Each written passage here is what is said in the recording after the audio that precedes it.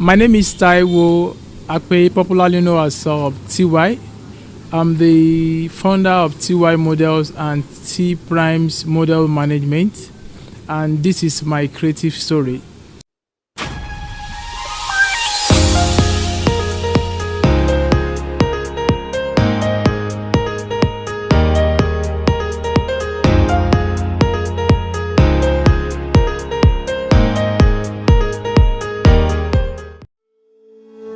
This modeling agency started way back as 2007 when I was in University of Jos. Started as a fashion designer at Plateau Fashion Week. Then I did 10 clothes then, in which I also modeled for one of the outfits then. So after that I just know, wow, and I did so well, and people really comment how I model my clothes. And aside that, anytime I'm walking on the streets and people will ask me, like, are you a model? Like a model, dressed like a model. I was really inspired with the love I have for this much. So, at the young time,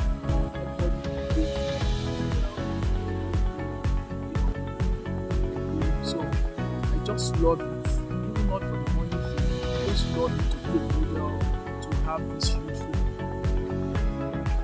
creative process. I've said I started as a fashion designer, and before you know, I started as a model in that modeling. Then I have my own modeling agency as a student. Then I think I was in 200 level when I have a modeling agency.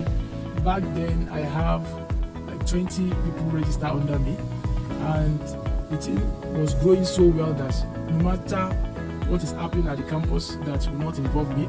I remember I was the first person to introduce Mr. University of Jos, although there has been Miss University of Jos.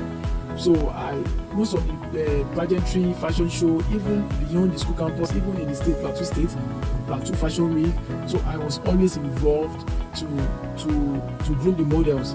So the process come too far. Even before I left Plateau State, I've groomed over 200 models as of then. I spent 3 years after I started the modeling. I've grown over 300 models, and all of them are doing so well.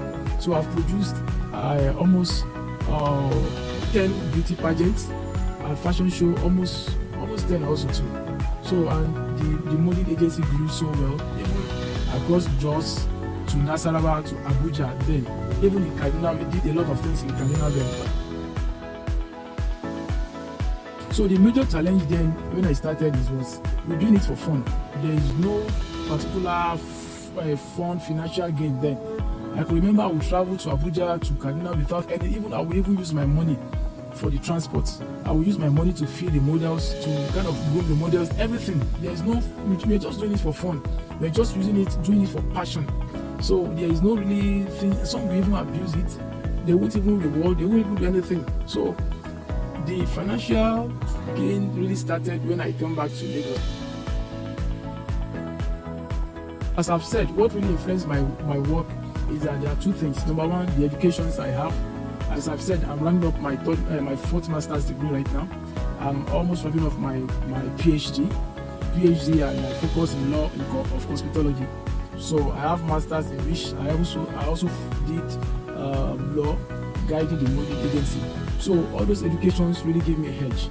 So when you have proper education, it will take you to places. I work with Lagos State government, with Delta State government, with a lot of governments in across country. Aside also working with a major beauty stakeholder and major fashion industry in Nigeria here.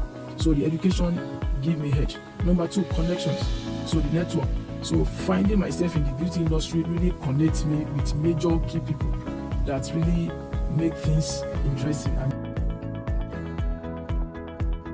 So well, I have fantastic projects so far. I've worked with Big Brother Nigeria. So for like 2-3 years. So those during the grand finale, we have some from fashion show for models. So I'm the one behind it. Number two, before you count 4 billboards in Lagos, even across outside Lagos, at least you have 2 or 3 billboards that having my models in there. So anytime I'm driving and I saw any of those my ladies on the billboard, so it gave me joy.